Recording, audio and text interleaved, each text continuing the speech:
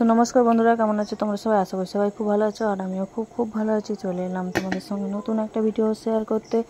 তো দেখতেই পাচ্ছ আমি এখানে চাউমিনকে সেদ্ধ চাপিয়ে দিয়েছি। তো বুঝতেই পারছো কী হতে চলেছে। তো চাউমিনটা সেদ্ধ হয়ে গেছে, দেখো আমি একটা সাদা বাটিতে এটাকে ঢেলে নিচ্ছি। তো চাউমিনটাকে ঢেলে নেওয়ার পর দেখো আমি এখানে রসুন, আদা, টমেটো, পেঁয়াজ সব কুচিয়ে নেব। আমি যেহেতু চাউমিনটা করছি সেহেতু আমি এখানে রসুন আর আদাটা গ্রেটার দিয়ে গ্রেট করে নিয়েছি। তো তোমরা বেটেও দিতে পারো। তো এখানে দেখো আমি কড়াই বসিয়ে দিয়েছি। কড়াইতে তেলের উপর আমি দিয়ে দিলাম চিনির পর দিয়ে দিলাম যে রসুনটাকে আমি কুচি করে রেখেছি সেই রসুনটা।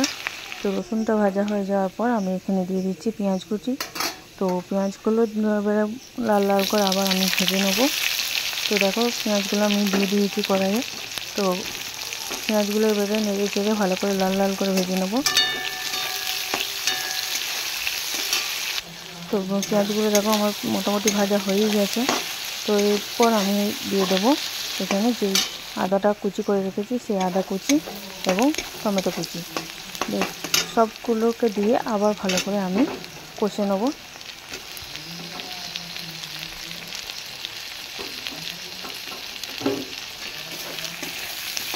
তো দেখো টমেটো কুচি আর আদা কুচি আমি এখানে দিয়ে দিয়েছি। তো আমার কিন্তু রান্না করতে খুব ভালো লাগে। তোমাদের কার কার রান্না করতে খুব ভালো লাগে আমাকে অবশ্যই কমেন্টের মধ্যে জানাবে। আর কে কোথা থেকে আমার এই ভিডিওটা দেখছো অবশ্যই কিন্তু জানাবে। আর আমার ভিডিও যদি ভালো লেগে থাকে অবশ্যই কিন্তু লাইক, কমেন্ট, শেয়ার এবং সাবস্ক্রাইব করে চ্যানেলটাকে পাশে রাখবে। তো দেখো আমি কিন্তু এখানে মশলা দিয়ে দিয়েছি। মশলাটাই ছিল আমার জিরে গুঁড়ো, হলুদ গুঁড়ো, মিট মশলা আর যে একটা চাউমিনের মশলা হয় সেই মশলাটা। তো এখানে আমি কিন্তু ভালো করে মশলাগুলো দিয়ে এবং নুন দিয়ে ভালো করে আবারও কষে নিচ্ছি। তো দেখো কষে নেওয়ার পর হালকা সামান্য একটু আবার জল দিয়ে ভালো করে কষে নেব, যতক্ষণ না সব কিছু একটু গলা গলা পর্যন্ত হয়ে যাচ্ছে ততক্ষণ পর্যন্ত একটু ভালো করে খুন্তি দিয়ে নেড়ে চেড়ে নেব। তো এই পর্যায়ে আমি দিয়ে দিচ্ছি মাংস। তো যেহেতু আমি চিকেন চাউমিন করছি তো সেই ক্ষেত্রে আমি এখানে মাংসটা দিয়ে দিলাম। তো এবার মাংসটা ভালো করে আমি কষে নেব। তো যতক্ষণ কষাটা হোক।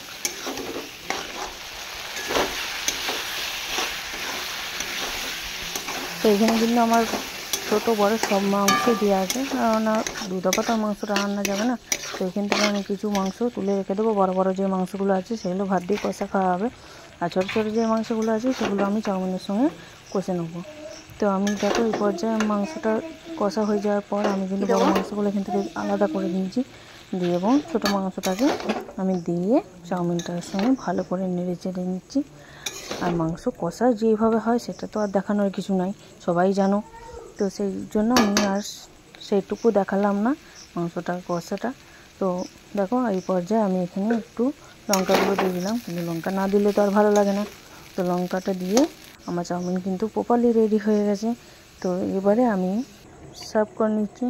তো দেখো এখানে আমি কিন্তু চাউমিনটা নিয়ে নিয়েছি এবং এখানে দিয়ে দিলাম পেঁয়াজ কুচি আর সস। তো আমার ভিডিওটা কেমন লাগলো অবশ্যই কিন্তু জানাবে। আবার নতুন নতুন ভিডিও নিয়ে আবার তোমাদের সঙ্গে শেয়ার করব। তো এখন এই পর্যন্তই। টাটা সবাইকে।